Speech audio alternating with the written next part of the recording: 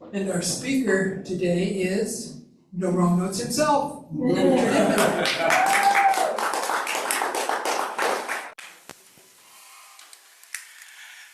Whew, got to come down from the choir high. That was it's one thing to just sit at home, write your little songs, just singing them in your bedroom, it's like, oh, it sounds so good. But when you have the opportunity to teach a choir and they're singing your song and you're singing along, it's like, oh, okay, thank you so much, choir, for making my life so much more beautiful and inspiring. You inspire me in a beautiful way. Thank you. Oh, man.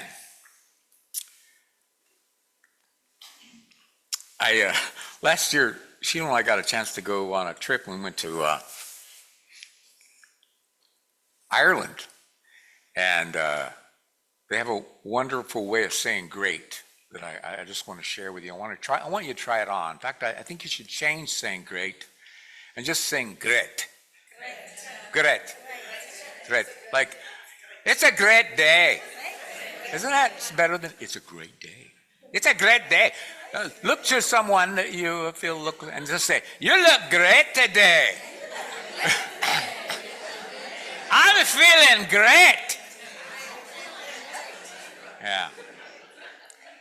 Yeah, I absolutely am feeling great. I'm feeling great.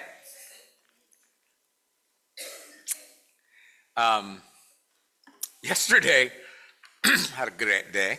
I went to the Stone Soup Music Festival, and God, there was like a gypsy jazz band. There was a old rockin' band, a beautiful trio sang beautiful harmonies, and there was this soul funk band, and I have a special affinity for that music.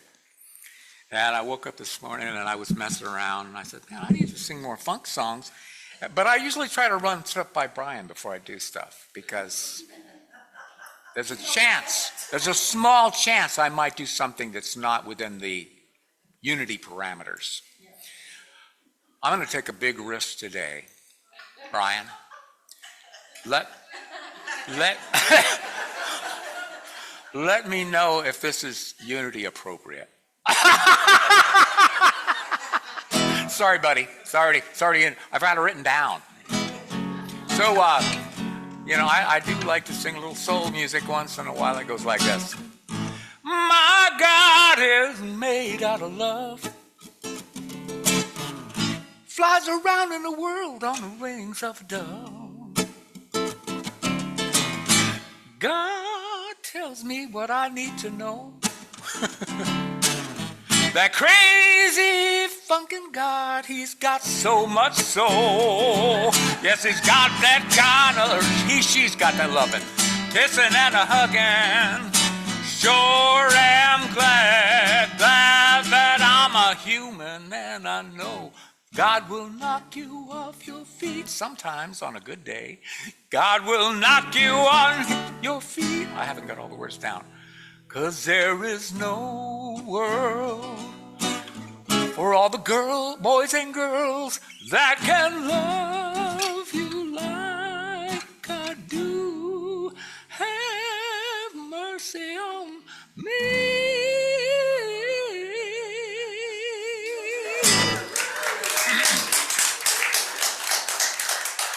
Needs a little work, I know, Brian. Is it good? Okay, thank you. Got the official approval.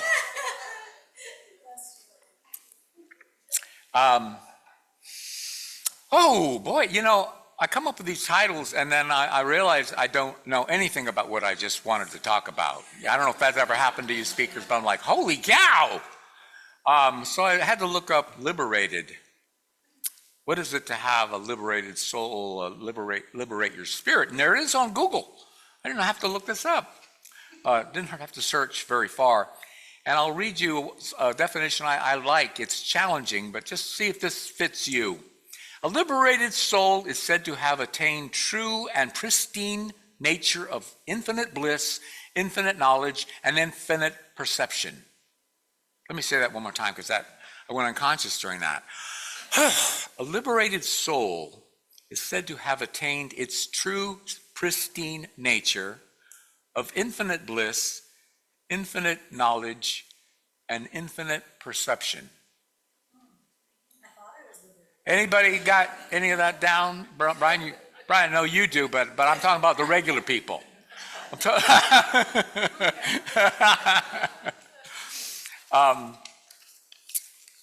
Now, if I told you I could teach you something in the next 3 minutes that would improve your mood, improve your immune system, improve your sleep, would you want to go along with that? Anybody? Great. You ready? It's great. It's great. Okay, I'm going to teach you something I've been kind of working with. It's called the 5 and 5. And there's 2 parts to it. There's the breathing, which is you breathe in 5, count 5, hold for just a little bit, then you breathe out 5. And you breathe in through your nose. You probably know all about this because you're a yoga master. And what that does is when you breathe in through your nose and you breathe all of your air out on the 5, you actually elevate your oxygen levels up to 10 to 20% in your body. So you do actually improve your immune system and you do improve your mood, okay? The other thing is a thing called a mudra. Some of you know about this because you're probably been to a Hindu temple, is you hold your hands this way and then you put your little, ever do, this is the church, this is the steeple, and you like this, it looks like this, and you put your feet on the ground. And so we're going to do a little exercise, and we're going to breathe in 5, hold for a moment, and on your own tempo. It doesn't have to be we don't have to do it in lockstep. The main thing is make sure when you're breathing out the out 5 is breathe all your air out, because that's how you end up getting more oxygen in your. It's not all about breathing in. So let's just take a moment, and I'm going to read a little poem that I like just to kind of take up a little time while you do this breathing exercise. Breathe in 5. Hold a second and then breathe out 5.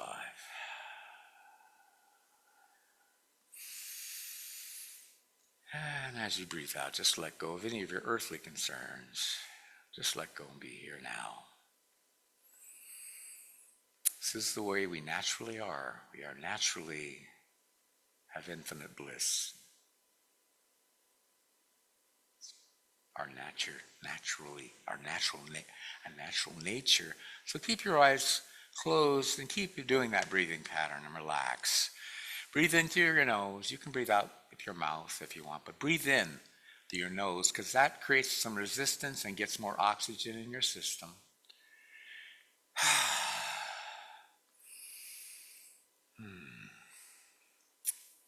I sometimes forget that I was created for joy. My mind is too busy. My heart is too heavy for me to remember that I have been called to dance and sing. O sacred spirit, untangle my feet from all that ensnares. Free my soul, liberate my spirit, that I might dance and sing, and that our dancing and singing might be contagious.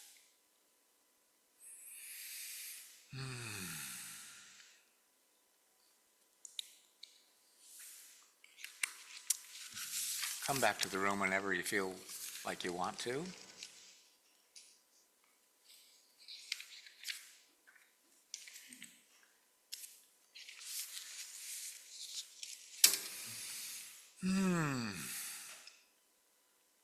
I love that line, untangle our feet so that we might dance and sing, and our dancing and singing might be contagious. Yeah, because we do, we open ourselves up to our spirit, when we allow our energy to expand, we really do create a context, a space within which other people can also experience joy and happiness. That's what we're called to do, I think, in this church, is that we, not only do we fill our cup here, but we carry it out into the world and just carry this bubble of love and light wherever we go. And speaking of bubbles and light, do we have those pictures set up to go? One of the things that's been adding a lot of light to my life, I don't have children, but I've been able to be the crazy uncle to some children. This is a story. She's 2, and she decided she wanted to dress up somewhere, and she dressed up. Anyway, this is her looking serious. She normally does not look that way. And next picture. That is Jameson, and we had these fake mustaches, and he decided he wanted to make a fake beard, and I can see a future theater kid in his future. He just loves to play dress up. Anyway, he really now every time you see him, he wants to put these things on, and that's how he wants to look. And do we have any more pictures? I can't remember what I sang. Oh, there's Story. She's likes the dirt, and then we have another. Oh, there's Jameson. He just loves being upside down. And the other day we were. Oh, wait, that's another one of her grandsons. We don't know which one it is. We can't tell. We were at the Melodrama, and they said, "What can we do with these popcorn things?" I go, "I don't know." So that was what they did. Anyway, we were taking Jameson to go see the goats and mules out at the Avila barn, and we were eating some food. And here we're doing other things here. We're learning stuff. Anyway. So Jameson, we were trying to eat a hot dog or whatever. And Jameson, we had little packets of ketchup, and Jameson has just discovered ketchup, and he likes to take them and just suck all the ketchup out. And I would think he was on his 3rd or 4th ketchup there, and we weren't paying attention because we were eating. But then, and then Sheila looks up and goes, "Jameson." And she, when I was a kid, the way my parents told me to stop doing things is like, "Stop that." That was how I was raised. Sheila does this beautiful, like, "Jameson," she's just got this beautiful way of talking to little children. "Jameson, you might want to put that on your hot dog.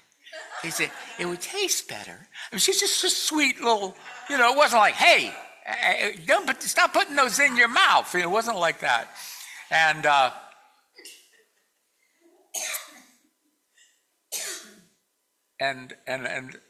the theme this month is listening. And when we elevate our consciousness to a certain level, we can listen to each other, we can love each other, we can receive, and we can speak, and people are willing to listen to us. Anyway, I'd like to invite Sheila to come up. There's a song that's so beautiful, and I hope I have the lyrics to it. Oh, can I have that part? Okay.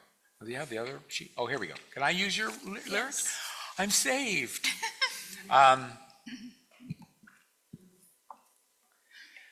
So this is not just a song about us talking to children. It's how we talk to ourselves, because quite often I'll hear my dad's voice. I often say, how a lot of kids, their parents will say, "Richard, you should go in there and practice your piano because we're paying for your piano lessons." This was my dad's words of encouragement. Cut that out.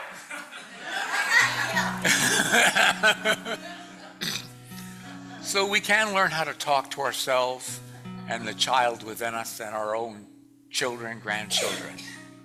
And that's what this song is about.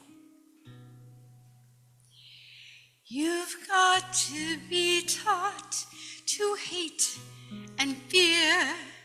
You've got to be taught from year to year. It's got to be drummed in your dear little ear. You've got to be carefully taught.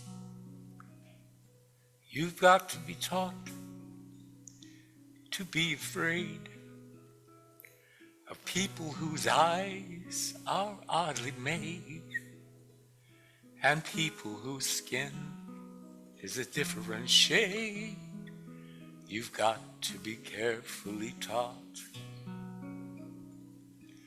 You've got to be taught before it's too late, before you are 6 or 7 or 8, to hate all the people your relatives hate. You've got to be carefully taught.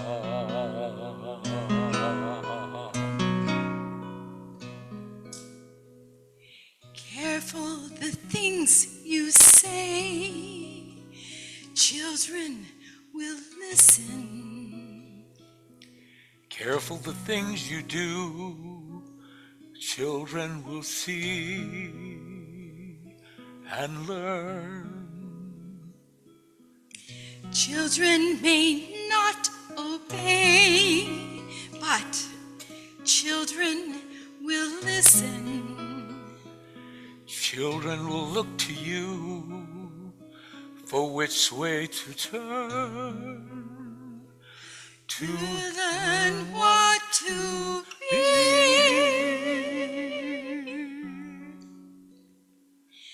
Guide them, but step away. Children will glisten. Careful before you say, listen to me.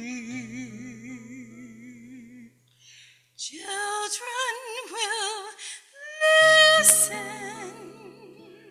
Children will listen. Children will listen.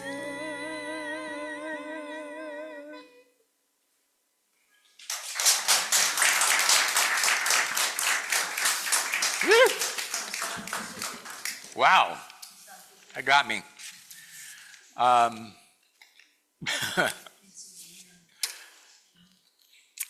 been reading some quotes by Byron Katie. She wrote a book called Loving What Is, I think it's called. She wrote, "We're all 5-year-olds. We don't know how to do this thing called life. We're just learning how." And then she also wrote, "I am a lover of what is, not because I'm a spiritual person, but because it hurts when I argue with reality." True, isn't it? When I was doing some research for this talk, excuse me, wow, okay. I ran across a study, and there are multiple studies about this. It was about people visualizing their bodies getting stronger without working out, which is what I want to do. And this is a study that was done at Bishop's University, which is in Quebec, Canada. They had a control group that didn't do anything. All they did was imagine themselves exercising. They thought about exercising rather than doing exercise. And then they had another group that exercised and trained 3 times a week. And after 6 weeks, the people who were exercising saw a 28% gain in their strength. And then the group that just thought about it gained 24%. And what I took away from that is, you know, we talk a lot about thinking, the third principle, and sometimes we wonder, well, really, is all this thinking, is all this positive affirmation doing anything? Does it really work? And one of the beautiful things about being able to have a choir and writing songs and doing other people's songs is I'm forced to actually do positive affirmations, whether I want to or not. And one of the songs I wrote that has become one of my, this one, every song I write, I think, this should be in every Unity church in the world. This is a great song. That's the way I talk to myself. And this is one of the things that should be in the Unity church throughout the world. Not because it's necessarily such a clever song, but it's just a simple tune called Now Is My Being. And I've sung this in the church before. And the first verse is, every little cell in my body is well. And that's some other song actually does that song. But the thing I think that makes that work is not just saying it, but when it goes to the now is my being part, if you can envision your body being healthy and every cell in your body being well, I think that can sometimes bring you stronger, make you healthier. I mean, if it can build your muscles with just laying around, which is a good thing, right? Saying it, every little cell in my body is well, now in my being. So let's just try that. Some of you know this tune, and if you don't, you'll pick up on it. We'll probably sing the Now Is My Being a bunch of times, and that's the only part that really matters. If you can envision it. I was reading about how people think. 1/3 of us think in words all the time. 1/3 of us see visions, and some people don't even think at all, and I like those people. Those are people I really like. Every little cell in my body is well, now in my being. Every little cell in my body is well, now in my being. Now in my being. Now in my being. Every little cell in my body is well, now in my being. Beautiful. Okay, just close your eyes for a moment. And for those who of you are visualizers, who see things, see pictures, see if you can create these pictures from these words. For those of you who like words, do the words. If you can do both at the same time, you're a genius. In every moment, I choose peace. Let's try that. In every moment, I choose peace. One more time. Say it with certainty. See yourself choosing peace in every moment of your life, because we have that power. In every moment, I choose peace. Ready? In every moment, I choose peace. I radiate love to all beings around me. Try that one. I radiate love to all beings around me. And as we breathe and we let go of earthly concerns, let's see ourselves radiating love to all beings. Ready? I radiate love to all beings around me. One more time. I radiate love to all beings. Everyone. Now in my being. Now in my being. I radiate love to all beings all around me. My heart is open to the miracles that the universe is constantly revealing to me, and I release all fear and doubt, embracing the truth of my inherent worth and divine purpose. And repeat after me. I am surrounded by the energy of love. I am surrounded by the energy. Now for all you visualizers, let's imagine seeing that. Ready? I am surrounded by the energy of love. One more time. I am surrounded by the energy of love. Let's affirm that. Now in my being. Now in my being. I'm surrounded by the energy of love, light, and limitless possibilities. And I live in the awareness that my true nature is joy. I let that joy guide my every action. Let's say that. I let that joy guide my every action. Now, as we go out today, we can carry that truth. We have that power to allow joy to guide your every action. Say that with me one more time. I let joy guide my every action. Let's sing the now is my being. And let's see those things. Let's see ourselves surrounded by the energy of love and light. Let's see ourselves being guided by joy in every action. Because as we visualize that, we are strengthening that muscle in us that manifests that in our life.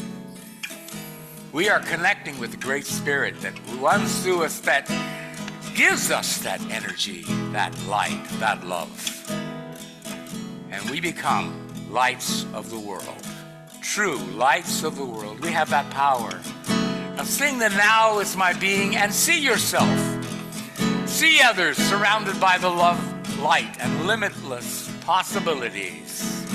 Now in my being, now in my being, every little cell in my body is well. Now in my being, every thought in my mind is loving and kind. Now in my being, my spirit knows where I need to go. Now in my being.